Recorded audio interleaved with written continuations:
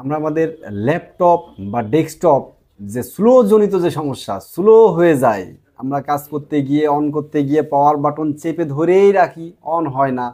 আর on হলেও ready হতে হতেই আমাদের আসলে কাজের যে একটা মানসিকতা সেটাও নষ্ট হয়ে যায়। অনেক সময় আমাদের এরকম কম্পিউটারও আমাদের সামনে আসে, যা অন করে রেখে গেলাম, একটা চা খেয়ে এসে আমরা কিন্তু আমাদের ওই কম্পিউটারটা দেখবো যে অন হয়ে রেডি হয়ে আসে। এইসব সমস্যা কিন্তু খুব সহজেই সমাধান করার উপায় কিন্তু এখন বের হয়েছে। এই সমস্যাগুলো হয় সাধারণত হার্ড ডিস্কের জন্য।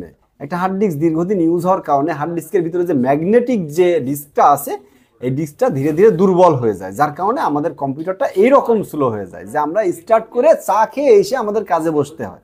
তা আসলে এই সমস্যার সমাধান আছে একটা, সেটা হলো এসএসডি বা এনভিএমই। এখনকার যে লেটেস্ট যেই কম্পিউটারগুলো আছে বা আপডেট যে মাদারবোর্ডগুলো আছে, এইগুলোতে এনভিএমই লাগাতে পারেন। আর যেইগুলো আমাদের অনেক আগের কম্পিউটার বা আরও 6 জেন 7 জেন 8 জেন 9 জেন পর্যন্ত যে কম্পিউটারগুলো আছে, আমরা সাধারণত এসএসডি কিন্তু লাগাতে পারি। একটা এসএসডি, আমরা এসএসডি কী কারণে লাগাবো? আমাদের কম্পিউটারটা ফাস্ট হবে, স্মুথলি চলবে এবং আমাদের যে ডাটাগুলো আছে সেটা সুরক্ষা থাকবে, বা আমাদের উইন্ডোজটা অনেক দিন পর্যন্ত ভালো থাকবে, ফাস্ট থাকবে। আমরা একটা এসএসডি 120 জিবি লাগাই নিলেই কিন্তু এনাফ। আমাদের এর জন্য খুব বেশি স্টোরেজ প্রয়োজন হয় না। জাস্ট এটা কিন্তু আমরা যত বেশি স্টোরেজই দিই, যে স্টোরেজ বেশি দিলাম কম্পিউটার বেশি ফাস্ট হবে, বিষয়টা এরকম না।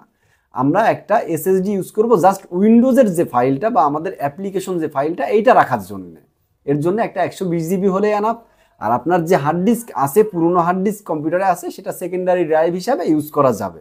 আপনাদের যাদের কম্পিউটার স্লো হয়ে গেছে বা আপনারা অনেক ফাস্ট করতে চান, এখনকার গতির সাথে মিলিয়ে বা ওই কম্পিউটারের গতির সাথে আপনার গতি মিলাতে চান, অবশ্যই আপনারা দ্রুতই একটা এসএসডি হার্ড ডিস্কের পাশাপাশি একটা এসএসডি লাগাই নিতে পারেন।